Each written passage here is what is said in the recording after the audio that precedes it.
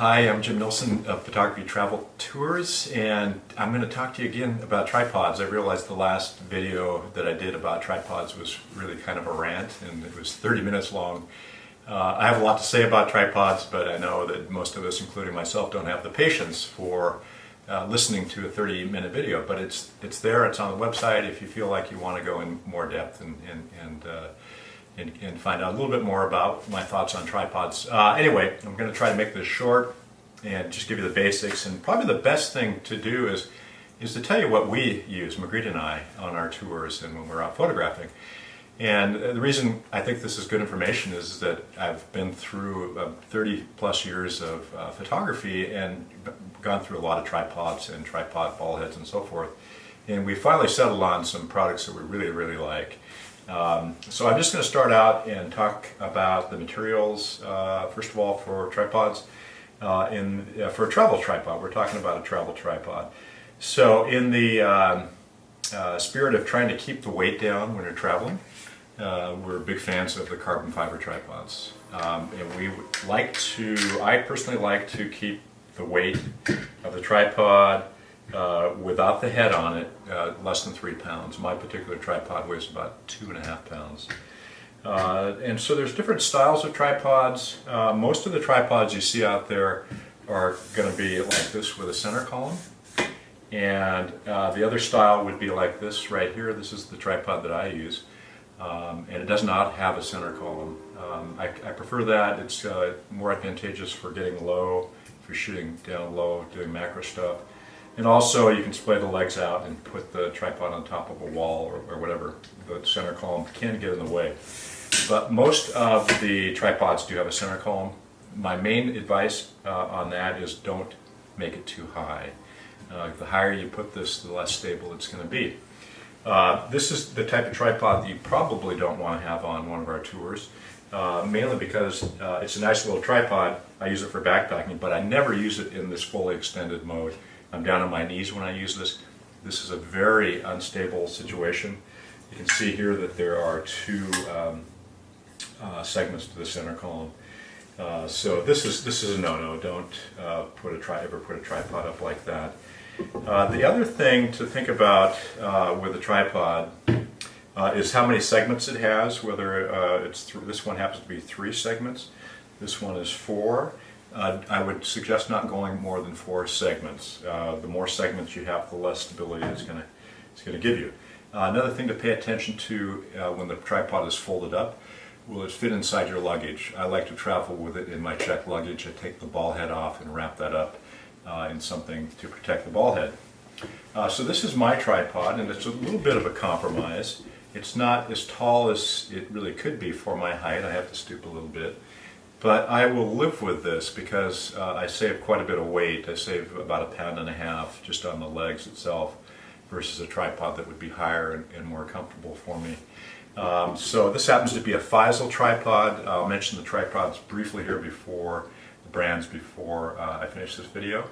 And we are big fans of ball heads, and more importantly, ball heads that have the quick release plates and clamps that are Arca Swiss compatible.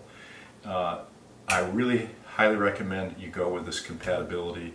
It is such a great method for attaching your camera very quickly, like this. There's no futzing around. It's very stable. You can pick this system up, put it over your shoulder.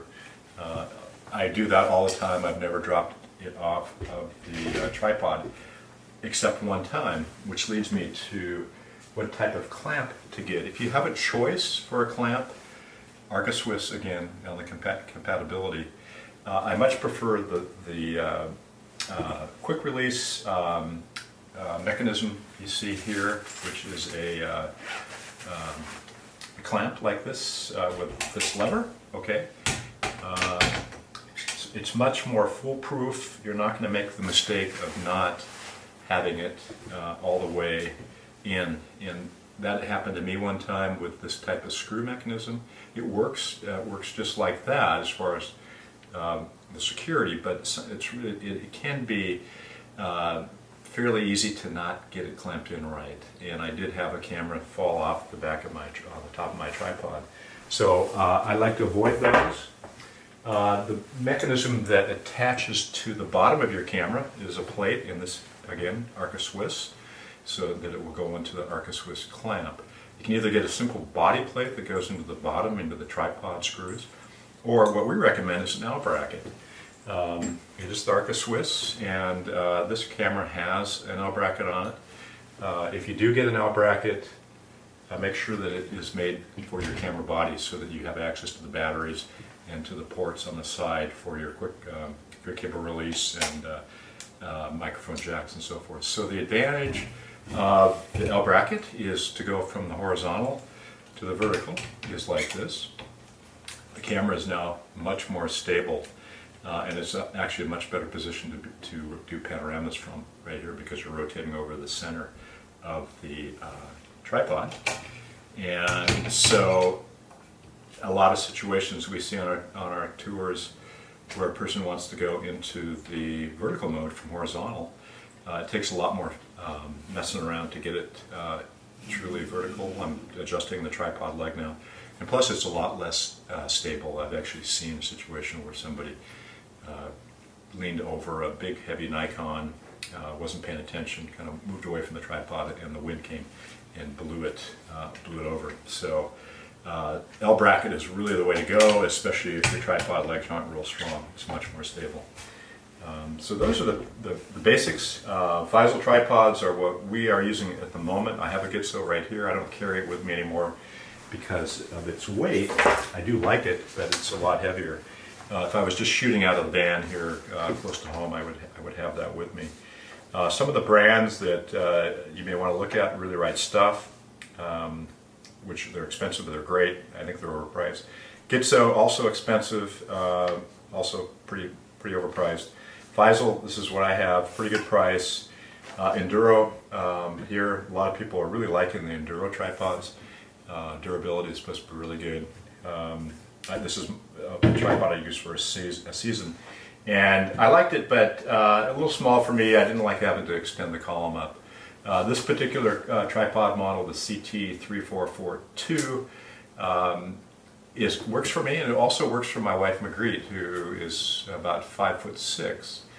I'm 6'2", so it's a pretty versatile tripod.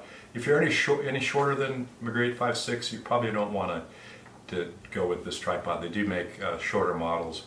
You don't want to have a tripod that when you do set it up all the way that you're going to have to go up in your tiptoes or go down too low. So another brand is the Siru, Mifoto, Benro. These are all tripods that we've seen on our tours and look pretty good for the carbon fiber and so forth. Things to avoid: I'm not a big fan of Manfrotto. I'm not a big fan of the Vanguard, and there's a particular model of a tripod. The brand is Three-Legged Thing, and I'll show you a picture of it. We had 2 of these on a tour last year, and I really am repeating this in this video because I'm really on a rant against this particular product. It was terrible, terrible, terrible. It was so bad that one of the clients actually left it, and sacrificed it, left it in Europe. She didn't even bring it home with her.